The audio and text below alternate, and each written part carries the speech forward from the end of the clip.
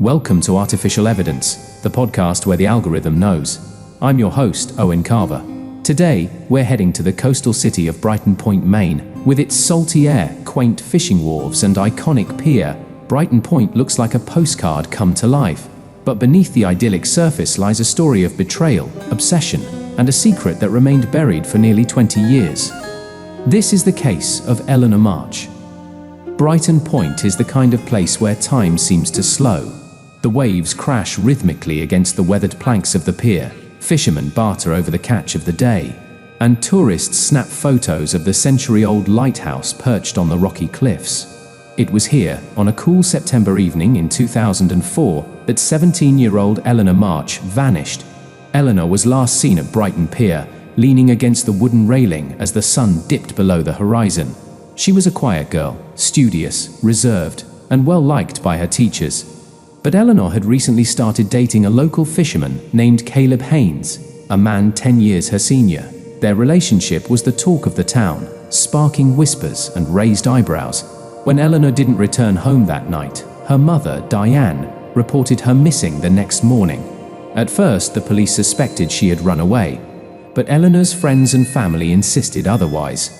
She had just been accepted to her dream college and was excited about her future.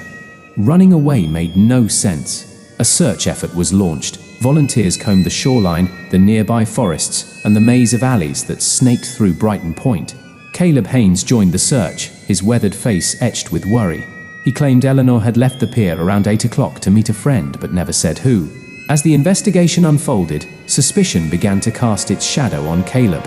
His relationship with Eleanor had been fraught with arguments. Witnesses reported hearing a heated exchange between the two just days before her disappearance. Caleb's alibi, that he had been alone on his boat that evening, was impossible to verify. Still, without evidence, the police couldn't make an arrest. Weeks turned into months, and Eleanor's case went cold. The residents of Brighton Point moved on, but her mother never gave up. Diane posted flyers, held candlelight vigils, and pleaded for information. She was relentless.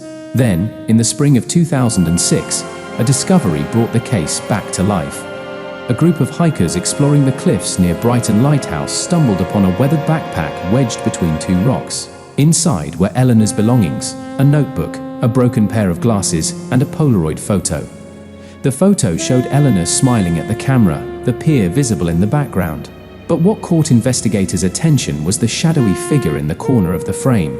The image was too blurry to identify the person, but it was clear that Eleanor hadn't been alone. The police reopened the case, and new suspects emerged. One was Greg Fulton, the lighthouse keeper. Greg was known for his reclusive nature and had been seen arguing with Eleanor on multiple occasions. He denied any involvement, claiming their disagreements had been about her trespassing on lighthouse property. Another suspect was Eleanor's classmate, Miranda Cole. Miranda and Eleanor had once been close friends, but their relationship had soured in the months leading up to her disappearance. Rumors swirled that Miranda was jealous of Eleanor's academic success and her relationship with Caleb. Miranda's alibi, that she had been babysitting her younger siblings that night, was corroborated by her family, but some found her behavior suspiciously evasive. Despite these leads, the investigation stalled again.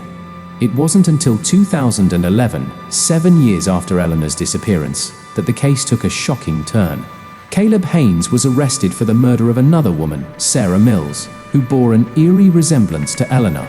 The evidence in Sarah's case, Caleb's DNA found under her fingernails, was irrefutable. Under pressure, Caleb confessed to killing Sarah, but denied any involvement in Eleanor's disappearance. Investigators, however, were skeptical. They believed the cases were connected, but lacked proof.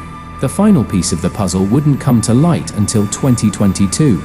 A new homeowner renovating an old fishing shack near Brighton Pier discovered a hidden compartment beneath the floorboards.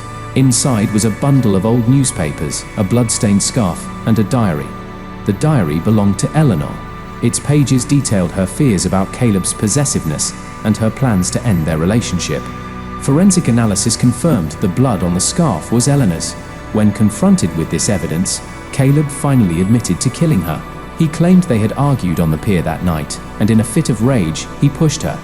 She hit her head on the railing and fell into the water. Panicked, Caleb retrieved her body and hid it in the fishing shack before eventually disposing of it at sea. Though Eleanor's remains were never recovered, Caleb's confession brought closure to her family and the community. Brighton Point could finally lay the memory of Eleanor March to rest, though the scars of her loss would linger. This has been another chilling episode of Artificial Evidence. As we've seen time and again, the truth has a way of surfacing, even after decades of silence. Join us next week as we unravel another story where the algorithm knows what others have missed. I'm Owen Carver, and thank you for listening.